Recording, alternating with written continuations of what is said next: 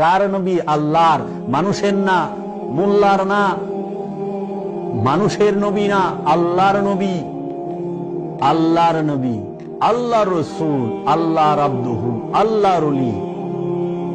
ওলি আল্লাহ, নবী আল্লাহ, নবী আল্লাহ, রসুল আল্লাহ, রসুলি আল্লাহ, ওলি আল্লাহ, আল্লাহ ওলি, আল্লাহ নবী, আল্লাহ রসুল, আল্লাহ আব্দুহু।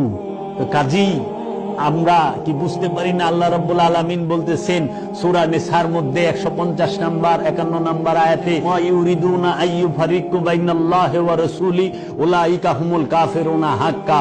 যারা আল্লাহ এবং আল্লাহর রাসূলের মধ্যে মনে মনে আলাদা করে, ভাগ করে, ফারাক করার চিন্তা করে, তারাই হইল 100% কাফিরুনা হাক্কা, 100% কাফির। আল্লাহ এবং আল্লাহর রাসূলের মধ্যে যদি কেউ মনে মনে চিন্তা করে আল্লাহ আলাদা, রসুল আলাদা, আল্লাহ আলাদা, রসুল আলাদা, মনে মনে চিন্তা করে, তারাই কাফের, 100% কাফের। মনে মনে চিন্তা করলে সৃষ্টি জগতে কোনো গুনাহ নাই, যেই পর্যন্ত বাস্তবে না করবেন। কিন্তু এই একটা এখানে গুনার কথা কয় নাই, কইছে সরাসরি কাফের, কাফেরুনা হাক্কা। যারা আল্লাহ এবং আল্লাহ রসুলের মধ্যে মনে মনে চিন্তা করে, আলাদা করে, ভাগ করে, ফারাক করে যে আল্লাহ আলাদা, রসুল আলাদা, তারাই কাফের।